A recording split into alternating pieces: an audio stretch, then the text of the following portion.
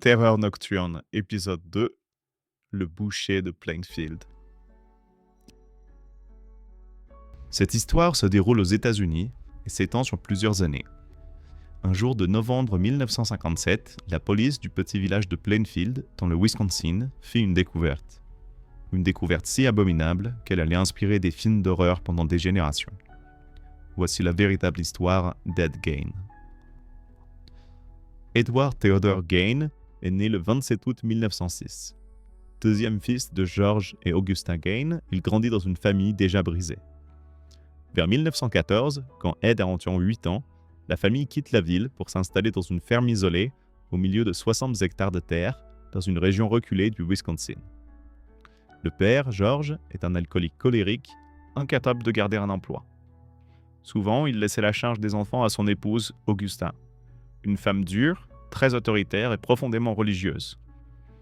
George, lui, se contentait de lever la main. Il battait Ed ainsi que son frère Henry, parfois si violemment que les oreilles d'Ed se mettaient à siffler.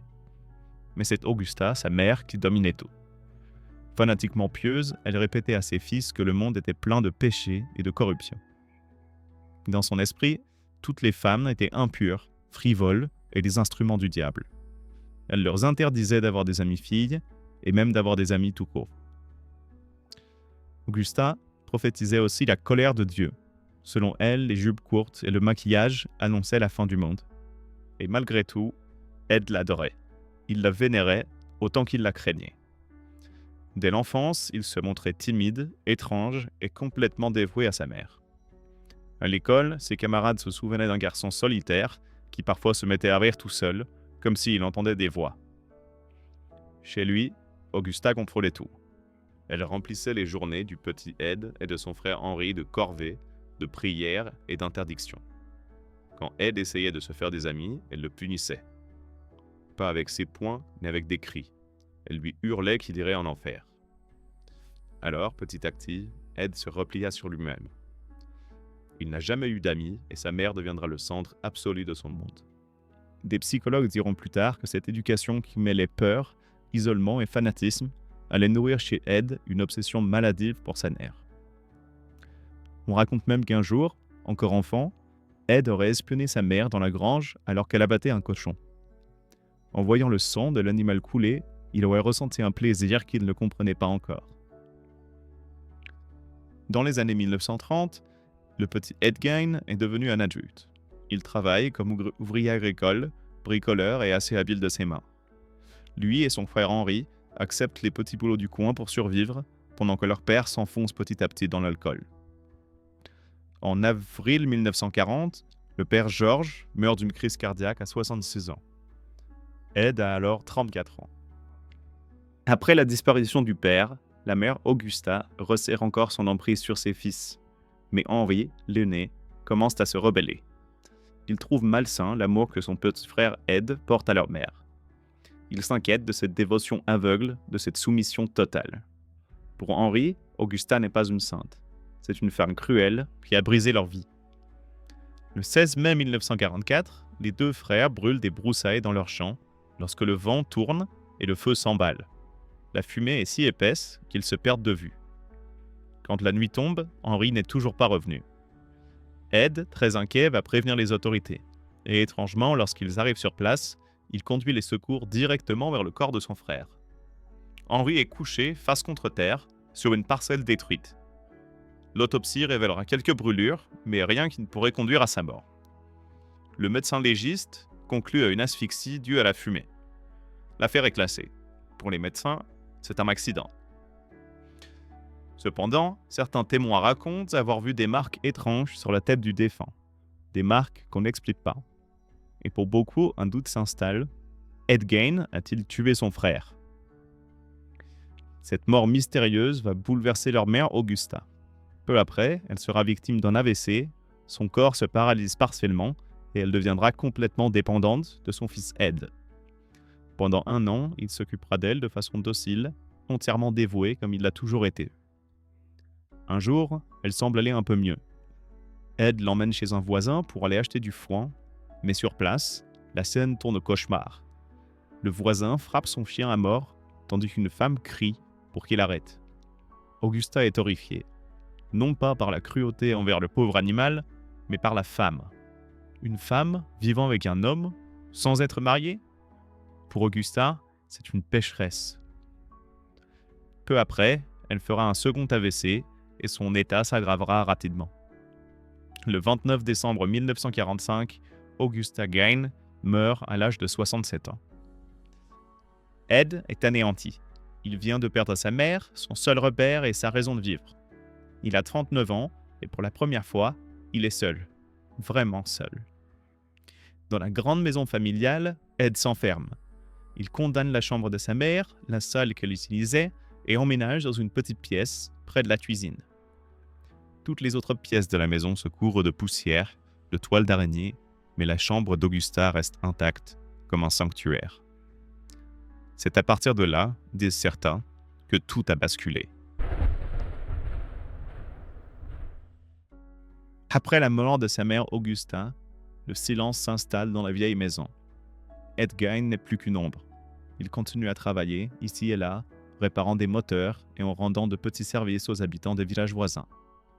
Pour beaucoup, il reste cet homme discret, un peu simplet et inoffensif.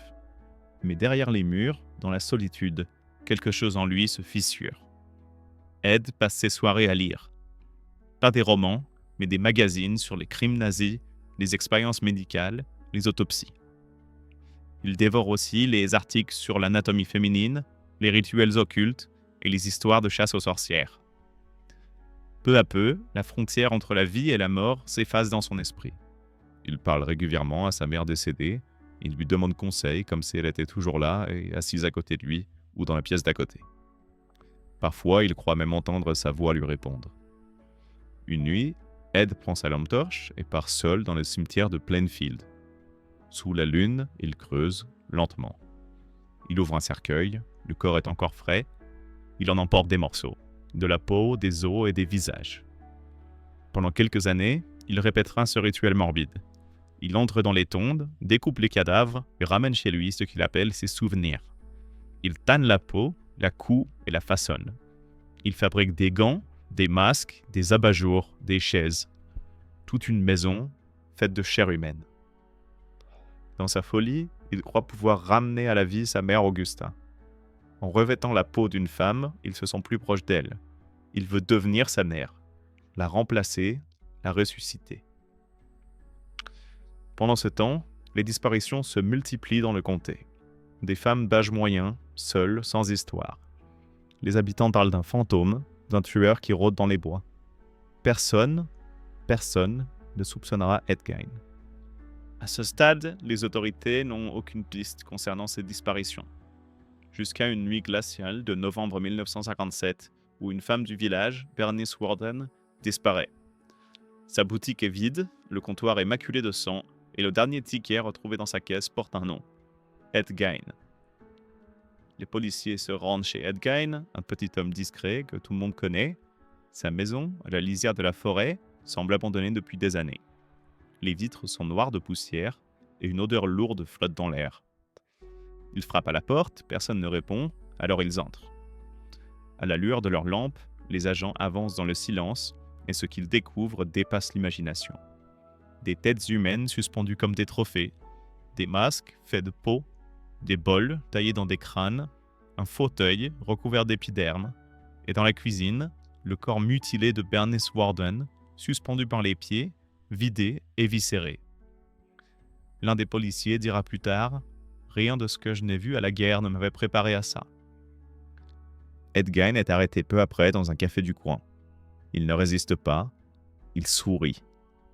Et lorsqu'on lui demande pourquoi, il répond calmement « Elle était encore vivante, dans ma tête ». Au poste, Gein avoue tout. Les profanations de tombes, les meurtres, les rituels, les masques de peau. Mais il nie avoir tué plus de 2 femmes. Pour le reste de ses souvenirs, il dit simplement « Je les ai empruntés ». Son procès n'aura jamais vraiment lieu. Les médecins concluent à la folie et Ed Gein est interné à vie dans un hôpital psychiatrique. L'histoire ne s'arrête pas là. L'horreur de ce qui s'est passé à Plainfield va nourrir l'imaginaire collectif. Des décennies plus tard, les productions hollywoodiennes vont s'en emparer. Le personnage de Norman Bates dans Psychose, Leatherface dans Massacre à la tronçonneuse et Buffalo Bill dans Le silence des agneaux, tous ont un peu de Ed Gein en eux. Le vrai Ed Gein, lui, meurt en 1984, à 77 ans, dans le silence d'une cellule d'hôpital. Sur sa tombe, des curieux viennent encore déposer des fleurs, parfois même des morceaux de chair animale, en guise d'hommage morbide. Et dans la ville de Plainfield, certains disent qu'on peut encore sentir, les soirs de brouillard, cette odeur métallique, celle du sang et du souvenir d'un homme que la solitude a transformé en monstre.